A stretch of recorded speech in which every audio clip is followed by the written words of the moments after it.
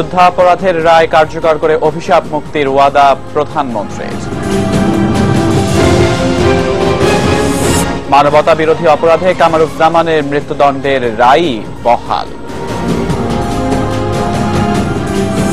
7 দিনের মধ্যে প্রাণ ভিক্ষা, নইলে 28 দিনের মধ্যে ফাঁসি কার্যকর।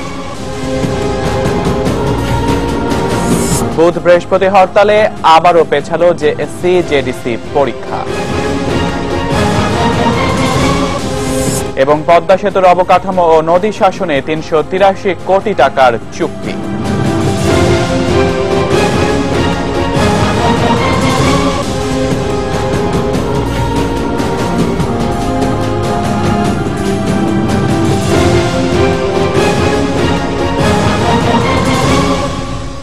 এটিএন নিউজ দেখছেন। রাত 11টা প্রাইম নিউজে আপনাদের সাথে আছে আমি সিয়াম রেজওয়ান। শুনছিলেন সোনালী ব্যাংক লিমিটেড শিরোনাম। সবার জন্য বাংলা লিংক 3G, নতুন কিছু করো বাংলা লিংক। এবারে বিস্তারিত। যুদ্ধাপরাধের সব রায় কার্যকর করে বাংলার মাটিকে অভিশাপ মুক্ত করার ঘোষণা দিয়েছেন প্রধানমন্ত্রী শেখ হাসিনা। জেল হত্যা দিবস উপলক্ষে বিকেলে সোহরাওয়ার্দী উদ্যানে আওয়ামী লীগের জনসভায় তিনি বলেন, যুদ্ধাপরাধীদের বিচার নিশ্চিত করার বিষয়টি জনগণের কাছে তাঁর ওয়াদা। যুদ্ধাপরাধীদের মন্ত্রী করার জন্য খালেদা জিয়ার সমালোচনা করে শেখ হাসিনা বলেন, যুদ্ধাপরাধীদের মন্ত্রী বানিয়েছিলেন এ সরকার, তাদের বিচার করেছেন। বঙ্গবন্ধু ও জাতীয় 4 নেতার খুনিদের পুরস্কৃত করেছিলেন বিএনপির প্রতিষ্ঠাতা জিয়াউর রহমান। সাবেক স্বৈরশাসক এইচ.এম. এরশাদও বঙ্গবন্ধুর আত্মস্বীকৃত খুনিদের সুযোগ সুবিধা দিয়েছে বলে অভিযোগ করেন শেখ হাসিনা। আজকে আমাদের ওয়াদা ছিল জনগণের কাছে, যুদ্ধাপরাধীদের বিচার আমরা করব। অনেক হুমকি ধামকি অনেক কিছু এসেছে, আপনারা জানেন। সেই বিচার হয়েছে, বিচারের রায় আমরা আল্লাহর রহমতে কার্যকর করতে শুরু করেছি এবং আগামীতে এই যে একটার পর একটা বিচারের রায় হবে, ইনশাআল্লাহ প্রত্যেকটা বিচারের রায় আমরা এই মাটিতে কার্যকর করব ইনশাআল্লাহ। ৭১ মানবতা বিরোধী অপরাধে আল বদর নেতা ও জামায়াতে ইসলামীর সহকারী সেক্রেটারি জেনারেল মোহাম্মদ কামরুজ্জামানের মৃত্যুদণ্ড বহাল রেখেছেন আপিল বিভাগ। এ রায়ের মধ্য দিয়ে কামরুজ্জামানের মামলার চূড়ান্ত নিষ্পত্তি হল। জ্যেষ্ঠ বিচারপতি এস.কে. সিনহা নেতৃত্বাধীন 4 বিচারপতির আপিল বেঞ্চ আজ কামরুজ্জামানের আবেদন আংশিক মঞ্জুর করে সংখ্যাগরিষ্ঠ মতামতের ভিত্তিতে এ রায় দেন। রাষ্ট্রপক্ষ ও আসামিপক্ষের আইনজীবীরা আদালতে উপস্থিত ছিলেন। মুক্তিযুদ্ধের সময় শেরপুরের সোহাগপুর বিধবা পল্লীতে গণহত্যার দায়ে কামরুজ্জামানকে মৃত্যুদণ্ড দিয়েছিল ট্রাইব্যুনাল। সংখ্যাগরিষ্ঠ মতামতের ভিত্তিতে আপিল বিভাগ শুধু এ অভিযোগেই মৃত্যুদণ্ড বহাল রেখেছেন। তবে গোলাম মোস্তফাকে হত্যার দায়ে মৃত্যুদণ্ডের সাজা কমিয়ে যাবজ্জীবন কারাদণ্ড দিয়েছেন। এছাড়া দারাস সহ 6 জনকে হত্যায় যাবজ্জীবন কারাদণ্ড এবং অধ্যক্ষ আব্দুল হান্নানকে নির্যাতনের অভিযোগে 10 বছরের কারাদণ্ড বহাল রাখা হয়েছে। আসামি পক্ষ বলছে, চূড়ান্ত রায়ের বিরুদ্ধে তারা রিভিউ করবেন। আর অ্যাটর্নি জেনারেল মাহবুবে আলম জানিয়েছেন, রিভিউর সুযোগ নেই।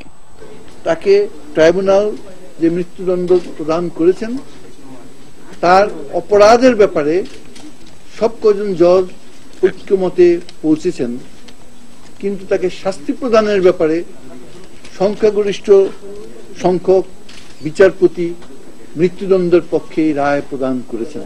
এই রায়ের বিরুদ্ধে রিভিউর কোনো সুযোগ আছে বলে আমি মনে করি না। তার কারণ কাদের মোল্লার রায়ের পরও কাদের মোল্লার পক্ষ থেকে একটি রিভিউ পিটিশন দায়ের করা হয়েছিল, কিন্তু আমাদের দেশের সর্বোচ্চ আদালত আপিল বিভাগ সেই রিভিউ পিটিশন খারিজ করে দিয়েছে। রাষ্ট্রপতি প্রাণ ভিক্ষার আবেদন নাকচ করলে জামায়াত নেতা কামরুজ্জামানের ফাঁসির রায় 21 থেকে 28 দিনের মধ্যে কার্যকর হবে। চূড়ান্ত রায়ে কামরুজ্জামানের মৃত্যুদণ্ড বহাল থাকার পর আইনমন্ত্রী আনিসুল হক তাঁর বাসভবনে সংবাদ সম্মেলন করে বলেন, আপিল বিভাগের সিদ্ধান্ত রিভিউ আবেদন করার সুযোগ নেই। এ প্রসঙ্গে তিনি কাদের মোল্লার রিভিউ আবেদন নাকচ হওয়ার উদাহরণ দেন। কামরুজ্জামান পরবর্তী 7 দিনের মধ্যে রাষ্ট্রপতির কাছে প্রাণ ভিক্ষার আবেদন করতে পারবেন বলে মন্ত্রী জানান। কামরুজ্জামান বাংলাদেশের মহামান্য রাষ্ট্রপতির কাছে ক্ষমা চাইতে পারেন এবং ক্ষমা চাওয়ার প্রক্রিয়া শেষ হলে এই রায় কার্যকর করার আর কোনো আইনি বাধা থাকবে না। রায়ের 21 থেকে 28 দিনের মধ্যে এই ফাঁসি কার্যকর করার একটা বিধান আছে। জামায়াত নেতা কামরুজ্জামানের রায়ে সন্তোষ প্রকাশ করেছে গণজাগরণ মঞ্চ। সকাল থেকে শাহবাগ চত্বরে অবস্থান নিয়ে মিছিল আর স্লোগানে মাতিয়ে তোলেন কর্মীরা। রায় মৃত্যুদণ্ড বহাল থাকায় রায় প্রত্যাশিত ছিল মন্তব্য করে তারা বলেন, দ্রুত রায় কার্যকর করাই এখন চ্যালেঞ্জ। কালক্ষেপণ না করে কামরুজ্জামানের ফাঁসি নিশ্চিত করার দাবি জানান তারা।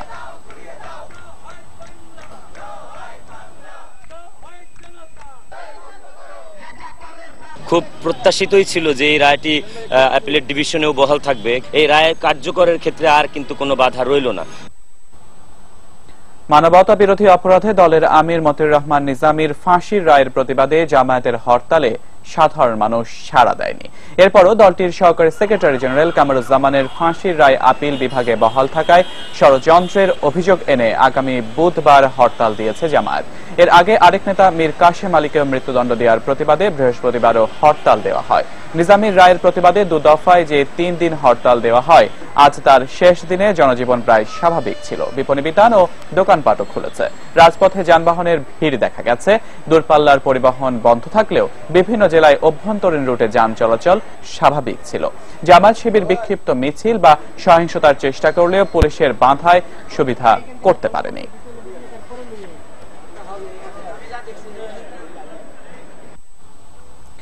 জামায়াতের একের পর এক হরতালের কারণে বিপর্যস্ত হয়ে পড়েছে জেএসসি ও জেডিসি পরীক্ষার রুটিন। শুরুর আগে 2 দফায় পেছানোর পর আজ পেছানো হয়েছে বুধ ও বৃহস্পতিবারের পরীক্ষাগুলো। শিক্ষামন্ত্রী নুরুল ইসলাম নাহিদের সভাপতিত্বে দুপুরে জরুরি সভায় সিদ্ধান্তের পর বিজ্ঞপ্তিতে জানানো হয়, আগামী 5 নভেম্বর বুধবারের পরীক্ষা হবে, আগামী 19 নভেম্বর, 6 নভেম্বর বৃহস্পতিবারের পরীক্ষা হবে, 20 নভেম্বর। দুদিনই পরীক্ষা শুরু হবে সকাল 10টা থেকে। বুধবার জেএসসিতে ইংরেজি প্রথম পত্র ও জেডিসিতে আরবি প্রথম পত্র এবং বৃহস্পতিবার জেএসসিতে ইংরেজি দ্বিতীয় পত্র ও জেডিসিতে আরবি দ্বিতীয় পত্রের পরীক্ষা হওয়ার কথা ছিল। জামায়াতের হরতালের কারণে গতকাল রোববার ও আজ সোমবারের জেএসসি জেডিসির 5টি পরীক্ষা পিছিয়ে যায়। এ নিয়ে এবারের জেএসসি জেডিসির 9টি বিষয় পরীক্ষা পিছিয়ে গেল। 2015 সালে সরকারি ছুটি থাকবে 23 দিন। প্রধানমন্ত্রী শেখ হাসিনার সভাপতিত্বে আজ মন্ত্রিসভার বৈঠকে সরকারি ছুটির এ তালিকা অনুমোদন করা হয়। বৈঠকে প্রধানমন্ত্রী বৈদেশিক সাহায্যের অব্যবহৃত অংশ কমিয়ে আনতে সংশ্লিষ্ট প্রকল্পগুলো দ্রুত বাস্তবায়নেরও নির্দেশ দেন। বর্তমানে $13.3 বিলিয়ন অব্যবহৃত রয়েছে। জনবল কম থাকা, ভূমি অধিগ্রহণের জটিলতা ও ক্রয় প্রক্রিয়া প্রলম্বিত হওয়া সহ বেশ কিছু কারণে প্রকল্প বাস্তবায়নে দেরি হয় বলে বৈঠকে জানানো হয়। সভা শেষে মন্ত্রিপরিষদ বিভাগের সচিব মোশাররফ হোসাইন ভূঁইয়া জানান, এসব সমস্যার সমাধানে মনিটরিং ব্যবস্থা জোরদার করার নির্দেশ দিয়েছেন প্রধানমন্ত্রী। অর্থাৎ আমাদের উন্নয়ন সহযোগীদের কাছ থেকে আমরা বর্ধিত পরিমাণে সহায়তা পাচ্ছি, সেই কারণে এটা বাড়ছে এবং এটা সার্বিক বিশ্লেষণে এটা কোনো অস্বাভাবিক কিছু নয়, স্বাভাবিক। তবু আমরা বাস্তবায়নকে ত্বরান্বিত করে ডিসবার্সমেন্টকে আরো ত্বরান্বিত করতে চাই এবং তারপরে আমরা নিশ্চিত করতে চাই যে পাইপলাইনে অব্যাহত থাকা অর্থ পরিমাণটাকে কমে আসে। পদ্মা সেতুর মূল অবকাঠামো নির্মাণ ও নদী শাসনের কাজ তদারকির জন্য পরামর্শক নিয়োগ সম্পন্ন হয়েছে। পরামর্শক হিসেবে কাজ করবে 7টি প্রতিষ্ঠান। এদের নেতৃত্ব দেবে কোরিয়া এক্সপ্রেসওয়ে কর্পোরেশন। বিকেলে রাজধানীর সেতু ভবনে এ সংক্রান্ত 383 কোটি 15 লাখ টাকার 5 বছর মেয়াদী চুক্তি সই হয়। সেতুমন্ত্রী জানান, এরই মধ্যে মূল সেতুর ঠিকাদারি প্রতিষ্ঠান মাওয়া এলাকায় যন্ত্রপাতি এনে কাজ শুরু করেছে। এখন চলছে মাটি পরীক্ষা ও অন্যান্য কাজ। মন্ত্রণালয়ের আমি পদ্মা বহুমুখী 383 to 15 লাখ, এটা হচ্ছে চুক্তি মূল্য। চুক্তির মেয়াদ হচ্ছে 5 বছর। বলতে পারেন যে 5 বছর কেন হয়, 4 বছরে পদ্মা সেতু হবে। সেটার কারণ হচ্ছে 1 বছর ডিফেক্ট লায়াবিলিটি পিরিয়ড। প্রাইম নিউজের সময় হলো বাজিত স্টিল বিরতি নেবার, এরপর থাকছে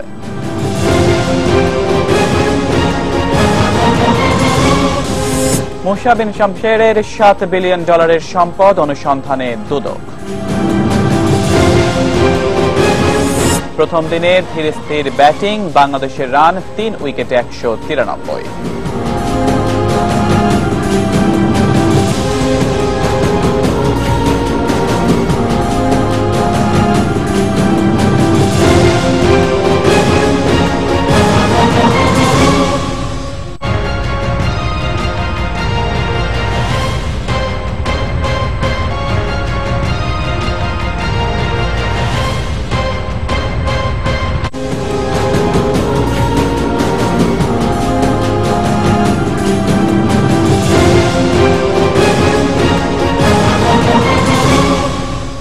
বিরতির পর আমন্ত্রণ প্রাইম নিউজে। অন্যান্য খবরে যাবার আগে সোনালী ব্যাংক লিমিটেড শিরোনামগুলো দেখে নেব আরেকবার।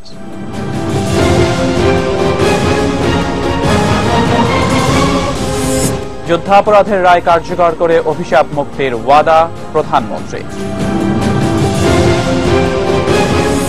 মানবতা বিরোধী অপরাধে কামারুজ্জামানের মৃত্যুদণ্ডের রায় বহাল।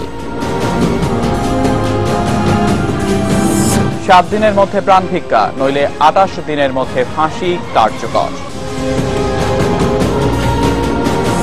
বুধ বৃহস্পতি হরতালে আবারও পেছালো জেএসসি জেডিসি পরীক্ষা। এবং পদ্মা সেতুর অবকাঠামো ও নদী শাসনে 383 কোটি টাকার চুক্তি।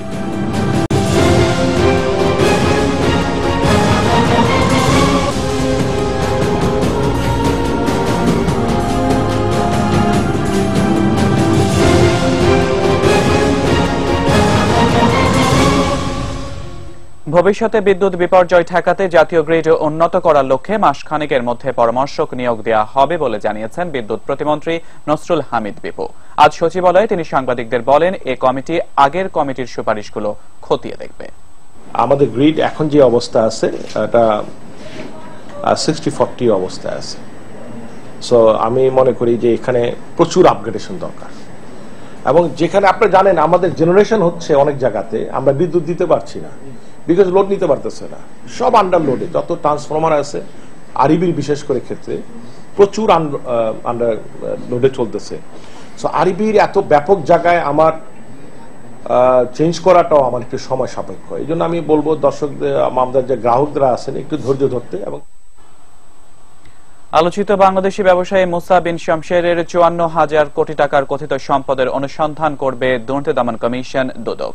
সোমবার সংস্থাটির নিয়মিত বৈঠকে এর সিদ্ধান্ত হয়। দুদকের গণমাধ্যম কর্মকর্তা উপপরিচালক প্রণব কুমার ভট্টাচার্য জানান, গত জুন মাসে আন্তর্জাতিক বাণিজ্য সাময়িকী বিজনেস এশিয়ায় মুসা বিন শামশেরকে নিয়ে প্রতিবেদনে তার জীবনযাত্রা ও আর্থিক সামর্থ্য তুলে ধরতে গিয়ে বলা হয়, সুইস ব্যাংকে তার $7 বিলিয়ন রয়েছে। এটি বাংলাদেশি মুদ্রায় প্রায় 54,000 কোটি টাকা। এর সম্পদের উৎস এবং এর সঙ্গে অর্থ পাচার যুক্ত আছে কিনা তা জানতেই অনুসন্ধানের সিদ্ধান্ত নেওয়া হয়েছে। দুদকের উপপরিচালক মীর জয়নুল আবেদিন শিবলিকে এ বিষয়ে অনুসন্ধান কর্মকর্তা নিয়োগ করা হয়েছে। কর্মকর্তারা জানান, মুসা বিন শামশেরের সম্পদের খোঁজ নিতে বাংলাদেশ ব্যাংকের ফিনান্সিয়াল ইন্টেলিজেন্স বিভাগকে অনুরোধ করা হবে সুইস ব্যাংকের সঙ্গে যোগাযোগ করতে। নাটকে শিল্পী সংকট কাটাতে নতুন শিল্পী তৈরির লক্ষ্যে বিশেষভাবে কাজ করার কথা জানিয়েছেন এটিএন নিউজ ও এটিএন বাংলার chairman doctor Mahfuzur Rahman. Reality show royal tiger নাট্যযুদ্ধ powered by gold mark biscuit এর প্রচার উপলক্ষে আজ এক সংবাদ সম্মেলনে তিনি একথা জানান। আগামী 7 নভেম্বর থেকে প্রতি শুক্র ও শনিবার রাত 8:45 এটিএন বাংলায় প্রচারিত হবে এশিয়া মহাদেশের প্রথম টেলিভিশন নাটক বিষয়ক এর রিয়েলিটি শো।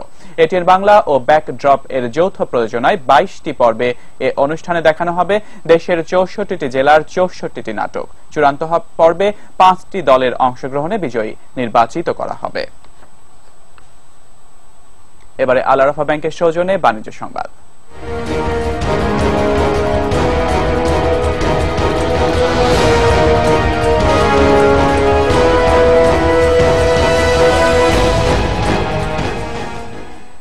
চট্টগ্রামের কর্ণফুলীতে যাত্রা শুরু করল ইউনাইটেড কমার্শিয়াল ব্যাংক লিমিটেডের 143তম শাখা। প্রধান অতিথি হিসেবে ওই শাখার উদ্বোধন করেন ভূমি প্রতিমন্ত্রী সাইফুজ্জামান চৌধুরী। অন্যান্যদের মধ্যে ব্যাংকের পরিচালক সাব্বির আহমেদ, ব্যবস্থাপনা পরিচালক মাহমুদ আলী, অতিরিক্ত ব্যবস্থাপনা পরিচালক মির্জা মাহমুদ রফিকুর রহমান সহ ব্যাংকের ঊর্ধ্বতন কর্মকর্তারা এবং স্থানীয় গণ্যমান্য ব্যক্তিরা ওই অনুষ্ঠানে উপস্থিত ছিলেন।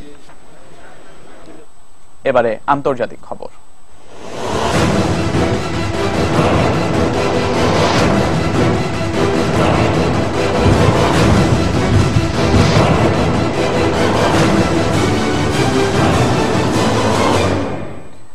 পাকিস্তান ভারত সীমান্তের ওয়াগা এলাকায় আত্মঘাতী বোমা হামলায় নিহতের সংখ্যা বেড়ে ৬১ জনে দাঁড়িয়েছে। নিহতদের স্মরণে শোক পালিত হচ্ছে লাহোরে।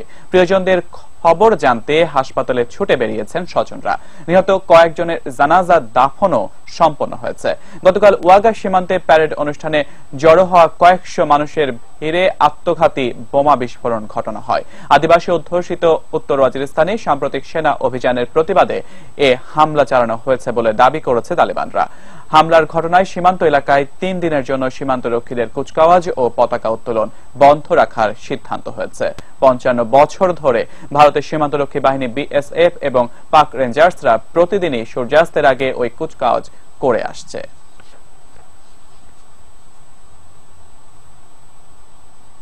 টিভিএস অ্যাপাচি সৌজন্যে বাংলাদেশ জিম্বাবুয়ে ক্রিকেট সিরিজের খবর।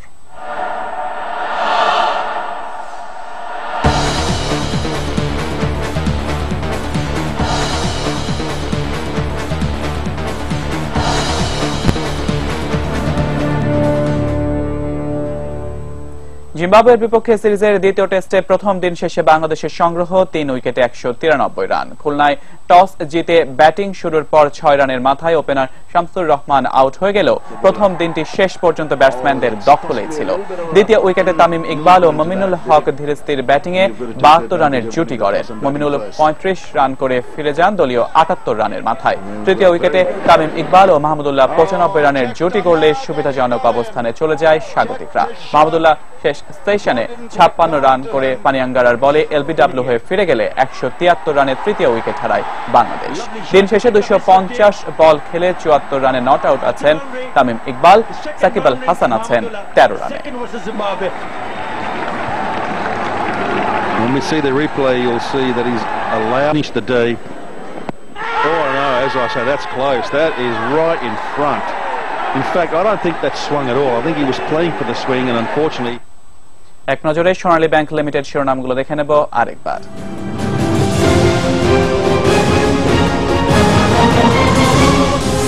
যুদ্ধাপরাধের রায় কার্যকর করে অভিশাপ মুক্তির ওয়াদা প্রধানমন্ত্রীর। মানবতা বিরোধী অপরাধে কামারুজ্জামানের মৃত্যুদণ্ডের রায় বহাল। ৭ দিনের মধ্যে প্রাণ ভিক্ষা, নইলে ২৮ দিনের মধ্যে ফাঁসি কার্যকর। বুধ বৃহস্পতি হরতালে আবারও পেছালো জেএসসি জেডিসি পরীক্ষা। এবং পদ্মা সেতুর অবকাঠামো ও নদী শাসনে ৩৮৩ কোটি টাকার চুক্তি।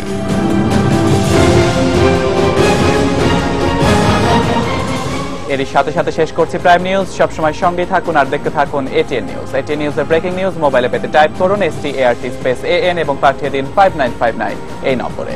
ধন্যবাদ।